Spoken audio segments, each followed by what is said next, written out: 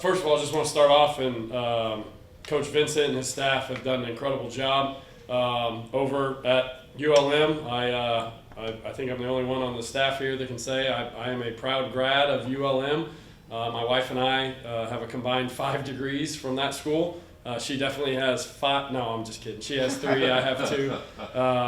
But spent a lot of time there. It's where I started my career coaching, but also played there for 2 seasons. It's been neat to follow what he and his staff have done, and then obviously now to get to go play against them. They are an inspired group that is playing very well as a team. But it's neat, obviously, from the perspective that I have to be able to watch those guys and always be a fan and a follower and a supporter of theirs, obviously, except this weekend. So I'm excited to go back to what I consider home, where I started both playing and coaching. So excited, but for those guys, they've done an incredible job. They did a great job flipping that roster. They did a great job inspiring those young men to play well as a team. I think they're playing excellent team football in all 3 phases of the game, and looking forward to great opportunity this weekend on national TV with 2 darn good football teams. These past 2 games obviously haven't gone y'all's way. After it feels like a 2-week bye week for y'all, just how y'all been able to kind of regroup and kind of refocus everyone to kind of get everything back on the right track? Yeah, obviously we'll see it back on the right track this weekend, but just show up and work.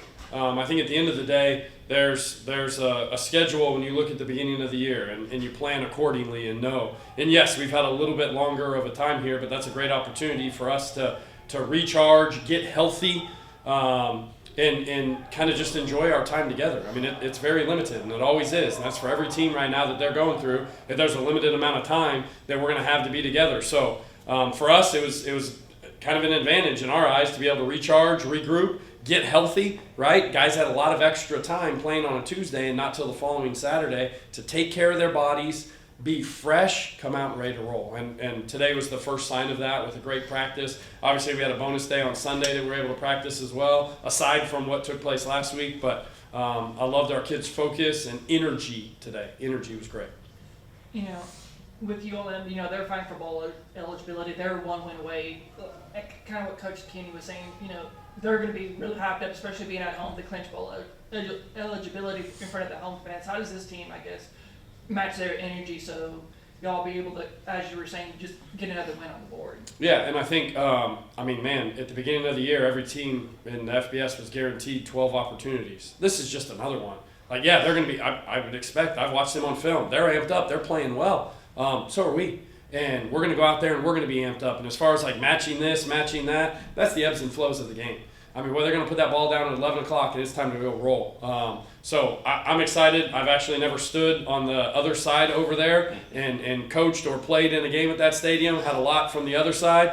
But I don't question our team's energy. And I'll be honest, watching them on TV games and on film, they got great energy. Their staff has great energy. Their players have great energy. So I'm very excited about the 2 teams and the ability to go out there and have energy and play our tails off on both sides.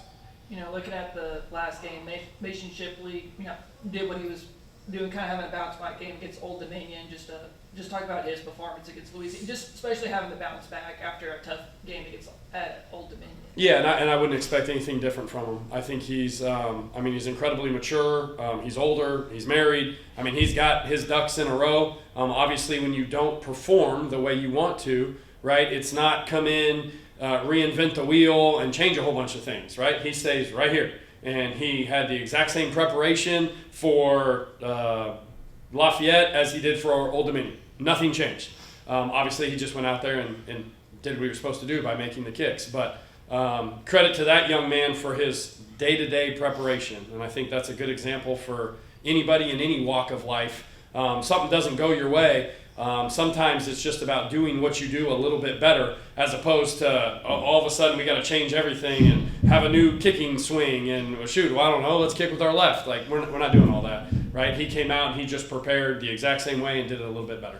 What does it say about a kicker like Mason, as you were saying, for someone to stay even kill, even when everything's going really great or everything's going completely wrong, for him to stay even kill through this situation? Yeah, I kind of think that's what some of the best can do.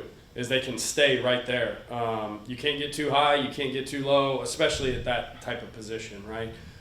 So obviously when things go well, it's good. You're supposed to do that, and he kind of stays right there, and yeah, all right, on to the next one, because you don't get to write the script, or you don't get to be given the script or choose what it is. It's just you're ready on the sidelines. Whatever happens, happens. You got to go out and execute. So I think the best of the best are able to do that.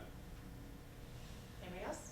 You know, going back to Monroe this Saturday, I know you've talked about it a lot, but just what does it mean to you that now that you're on the other sideline for, the place you've called home for so many years and all of that stuff, and just being back at that stadium? Yeah, I think it's neat. It's been, I started, this is my 21st season of FBS college, or of Division I college coaching.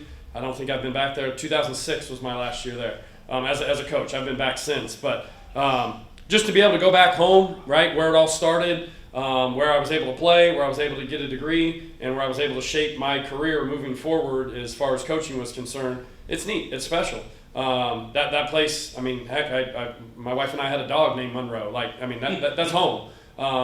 So I wouldn't be standing where I am today without the University of Louisiana Monroe, nor would my wife. She was a collegiate tennis player there, and again, went back later in her career and got her MBA. So very special place to us. But at the end of the day, I promise you my kids at home are going to be decked out in Texas State gear. There's no Louisiana Monroe gear roaming around our house right now. So excited for the opportunity. And again, credit to those guys. They've done an incredible job in year one, flipping a roster, getting their kids to play at a very, very high level.